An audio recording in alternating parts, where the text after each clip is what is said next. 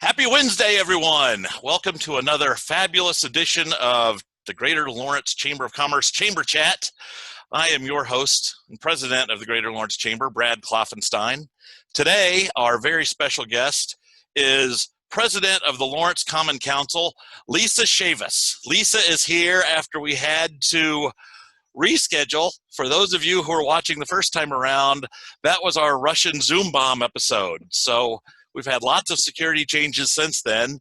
So welcome back, Lisa. I expect that this one will go a little bit better than the last one. Oh, thank you. Thank you for having me.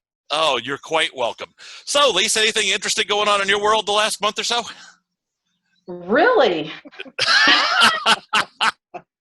Yeah, we don't have enough time, but things are just as busy as always. So lots going on, in the community, lots going on in my home. Got a lot of construction projects going on. So there's just a lot going on in general, not to speak of what's going on in our community and the nation. So yeah, so a lot going on.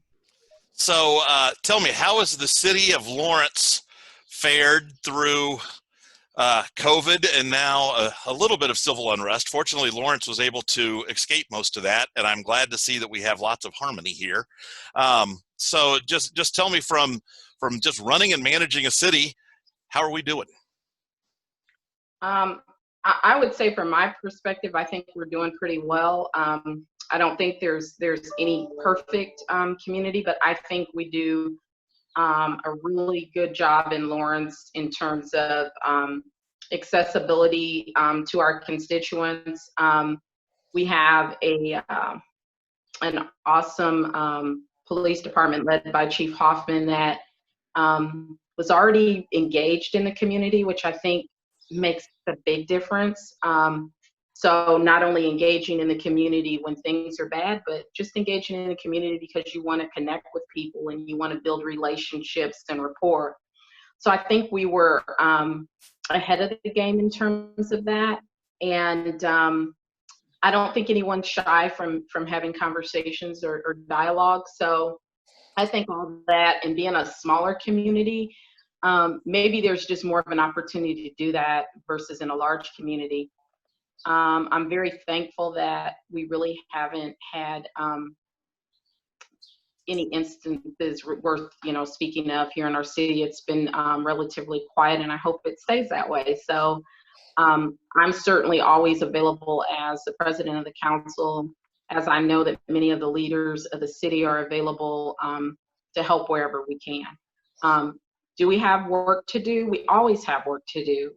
Nothing's perfect. We have to continue to identify and meet the needs of our community. But I think we have great community partners, and that helps. That helps at least get it started and get some of the work done. I know we still have work to do. So have you been getting updates yet? What is this going to do to Lawrence's budget? Are we going to be okay? Is the state given any directive? Have you guys noticed any fluctuation in the revenue that's coming in, or so far is it just business as usual? So we have a very conservative controller in Jason Fenwick, which I think benefit us greatly. It's benefited us for 4 years. And I think in this time of crisis that it's even benefiting us more. Being very conservative on the budget allows you to be able to absorb some of these things that are unexpected a little better than when, you're not as conservative. So I think there are things that we don't know the full local income tax impact as of yet. We look pretty good. Of course, we had some additional overtime expenses with public safety during, the height of the pandemic. So, additional overtime had to be paid out for us to service our community adequately during that time. So we will, we'll have to make up that, in which we have it in the budget to do. We also have a pretty healthy reserve fund. So all of those things you do as a controller, as a council, as the mayor, we do those things so that when crisis does come, we can manage through it. And I think that we are definitely going to be able to manage through it. Very good. So, question, have you been hearing from constituents, neighbors, other residents of Lawrence? What are their concerns? What have they been communicating with you? I think from what I am hearing, when I would say across the board, schools, right? The kids going back to school, Yeah. and what that's going to look like and how that impacts families, right? So I think that there's going to be a need there that we've never had to deal with before in terms of what school looks like for our kids, what that means to families in terms of, child care, additional expenses of child care, the whole virtual learning piece. I've only heard bits and pieces. I'm not sure it's rolled out 100% in our township, but I know that is going to present some different challenges for us than we've normally had to deal with. So that's the big thing, is just, having a family be able to, function the way it did prior to March, right? And that means getting their kids on the bus, after school activities, all of that is going to look different. And Lawrence is a family-friendly community. And, we are definitely, I think, going to have to work together to figure out how to fill that void or that gap.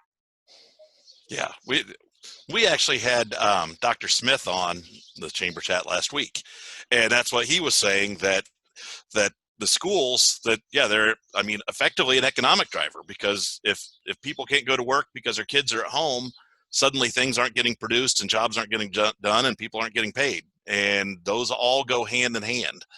So now, you mentioned just public safety a little bit earlier. I want to get your take, the live PD effect and the loss of live PD. Well, I think live PD was really, there was a lot of positive feedback about our constituencies being able to see the police in action, right? And from what I gather, there's more people who are upset that live PD went away than are happy about it. I actually received a lot of positive feedback. So I think I saw somewhere, and I don't know, you might be a little bit closer to it than I am.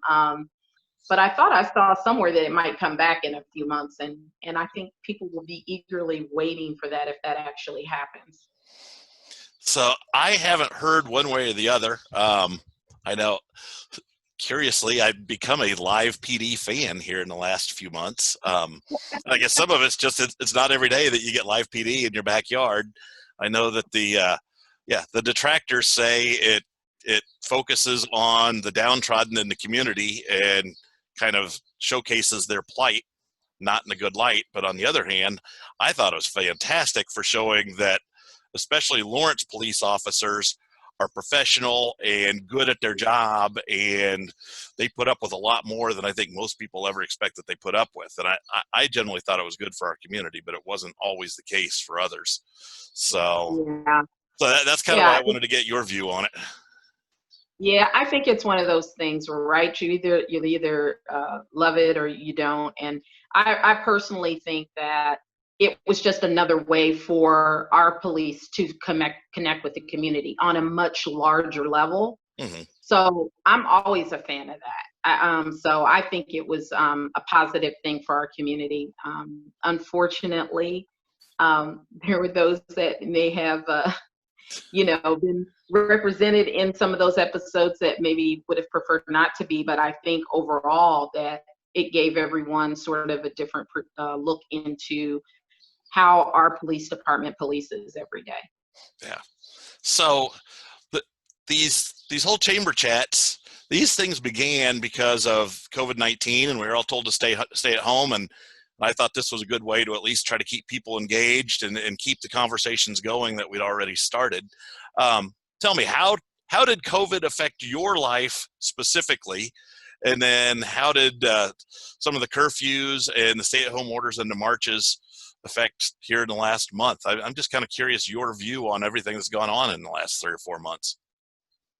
Well, I think it's been an emotional time, right? I think you'd almost have to not even be walking around to be impacted in some kind of way, either directly or indirectly, with everything that's going on. Starting with COVID and just how it immediately changed our lifestyles, right? Myself, I was used to, just like everyone else, pretty much getting in the car, no brainer, going where you need to go, doing what you need to do, and without much thought about the process, right? Almost just in habit or routine. And what this pandemic has done is it's caused us to stop and be more pragmatic about how we approach things, even just like daily things, like going to the grocery store or going to home improvement store and not forgetting your mask in the car, right? So it's huge. I went from, like many other people, my social life being, maybe meeting friends at a restaurant or something like that, to, my social life being the grocery store, right? So the social activity today might have been around, going to pick up some groceries. And for someone that really does not like to grocery shop, I learned to love it during the pandemic, because it was the only way to really get out and do something. So, as far as, our city and sort of the social unrest and the protests and things like that, I mean, I think it's the beautiful thing about our country that people can protest. And I'm a big proponent of, free speech and protest in a peaceful way.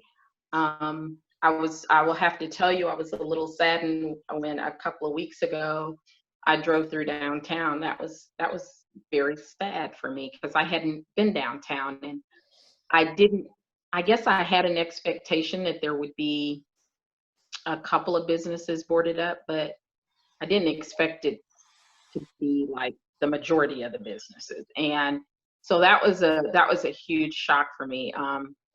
Put chills down my spine to just see a city that is typically a very vibrant downtown, pretty much on a Saturday look like a ghost town. So I am glad that the dialogue is happening.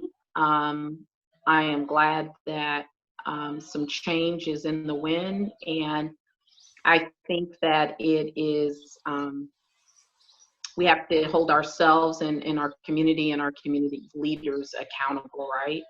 And this is just the start of that. And, we don't always choose how things start, but we can get involved and try to have a positive impact, in our own personal lives first, and then when we can reach out and touch others, that's even better.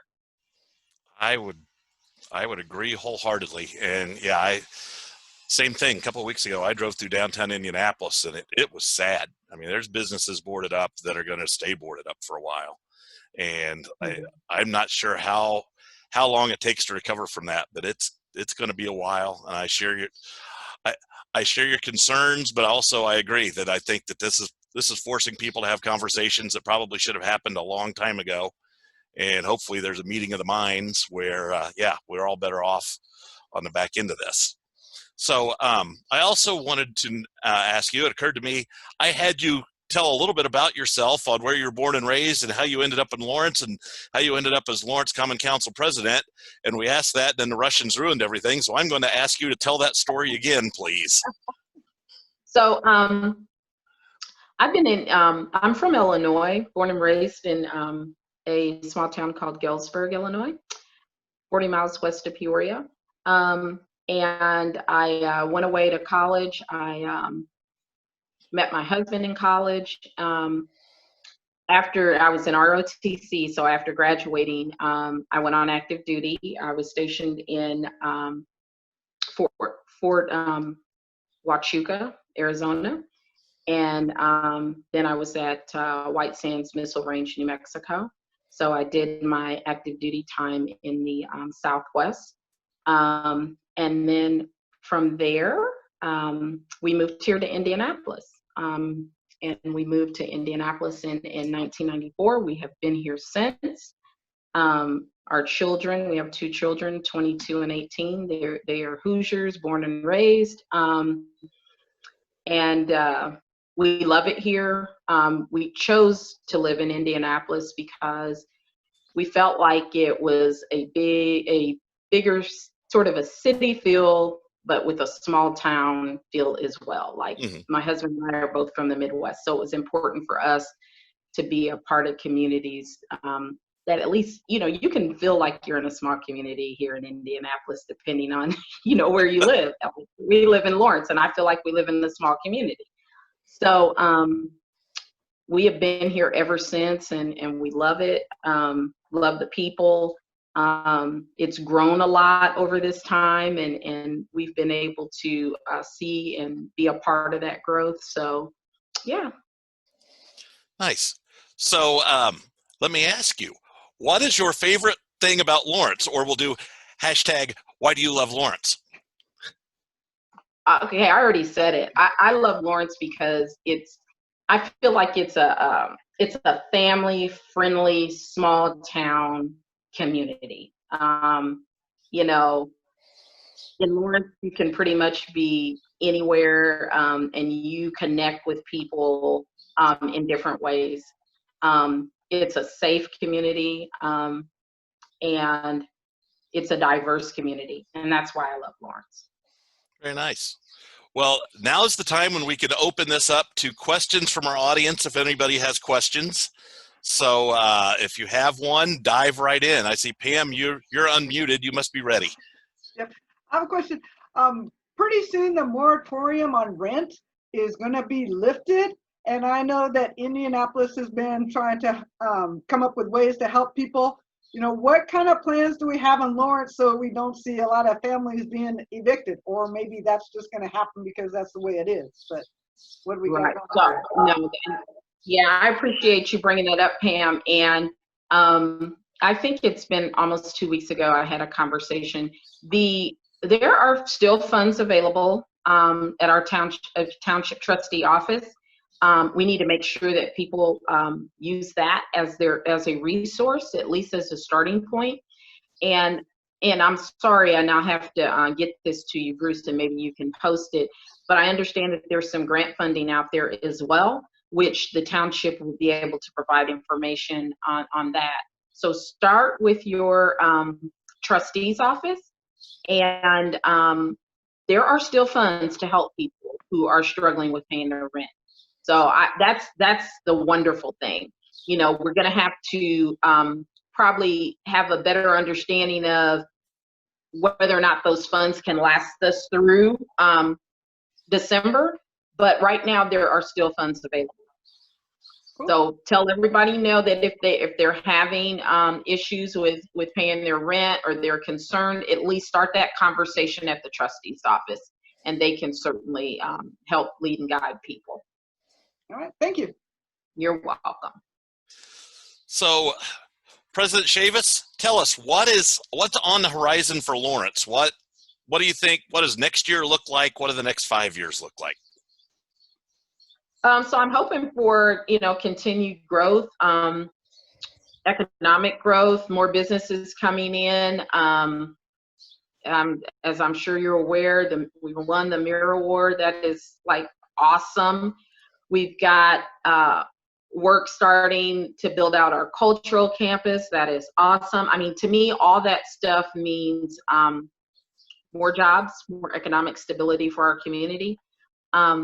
So I think that, the next year from now, we'll continue to see businesses come into our trade district. I haven't heard of many, and I won't say none because I'm sure there's some, but I haven't heard of many businesses closing as a result of the pandemic. So I think that's a good thing.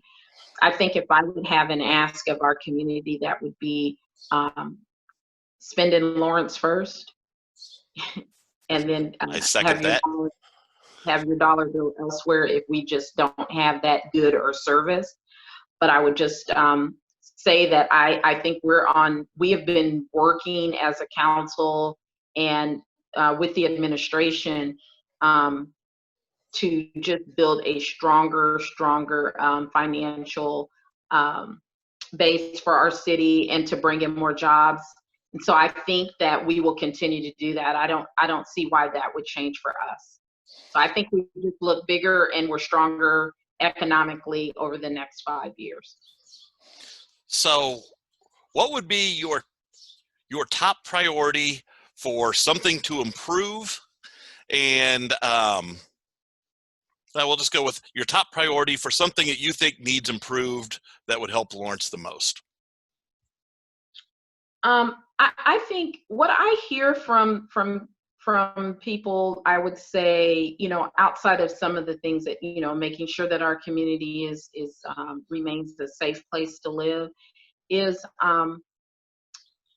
more around walkability, being able to enjoy the beauty of our city on bikes and things like that. I'd like to see us invest a little more in our parks.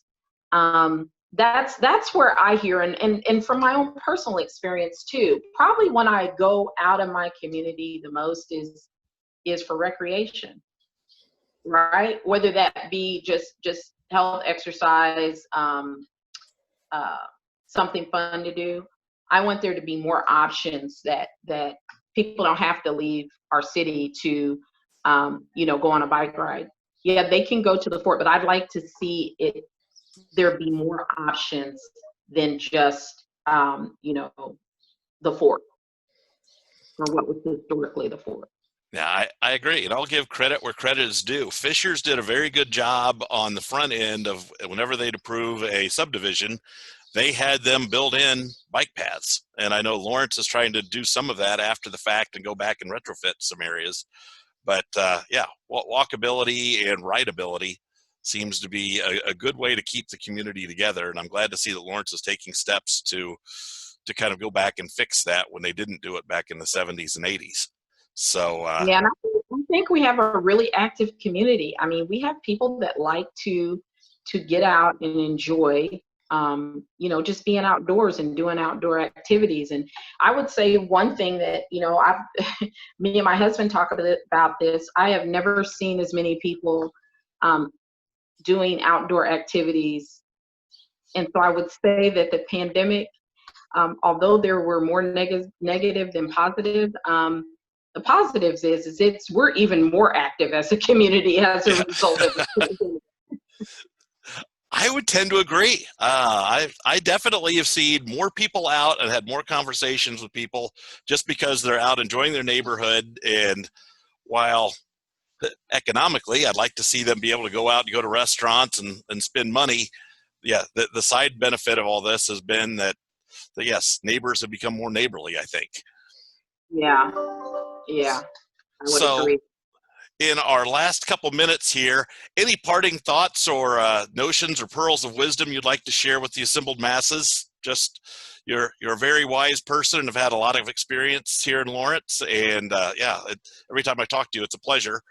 And anything you can share with us would be greatly appreciated.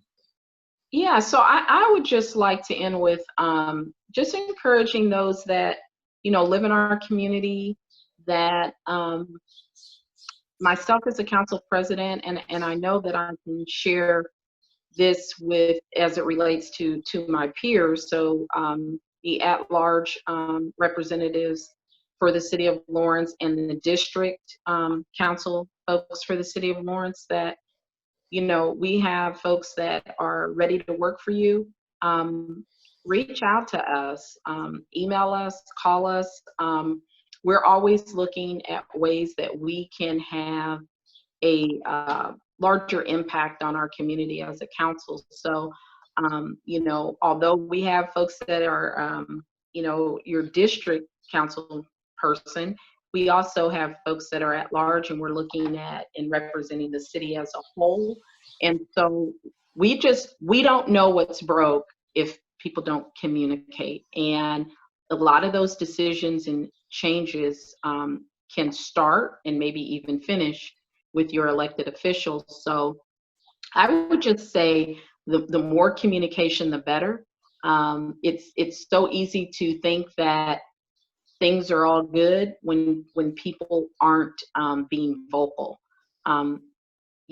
Just human nature, we tend to be more vocal when things are bad. And I would just like for us to get ahead of anything if we can, by sharing ideas and sharing concerns. So I would just say more political engagement, more community engagement makes the city stronger. So let's make Lawrence even stronger by being more engaged. Well, with that, thank you very much, Lisa. We've appreciated having you as a guest. You do a great job as council president, so keep up the good work. And thank you for spending a little bit of time with us again and rescheduling after that first disaster. No problem. And thank you once again for having me. It was my honor and my privilege. Oh, you're quite welcome. And for everybody else here, keep in mind upcoming events. Tonight, we have our Cruise In Car Show. That is on Otis Avenue in the 8700 block. In addition to La Hacienda, that is always open when we have those.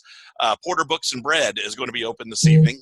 So they are going to be doing sandwiches to order, as well as coffees, teas, and they have a full bar that they will sell you carry out from. So, and the weather's perfect. So I expect we're going to have, last week we had about 25 cars. This week we might double that. So it should be a great turnout. And then tomorrow night, we have our first in-person after hours since the whole pandemic hit. That will also be at Porter Books and Bread. That's from 4:30 to 6:30. If you haven't RSVP'd, get a hold of Erica at info@greaterlawrencechamber.org or RSVP on our Facebook page. We're going to be doing more and more events coming up. And then also Friday, be watching our Facebook page and your email. A major announcement for our keynote speaker for our annual membership luncheon on October 1st. I think you'll all be excited by who our speaker is going to be. So thank you all for tuning in, and we will hopefully see you next week. Thank you.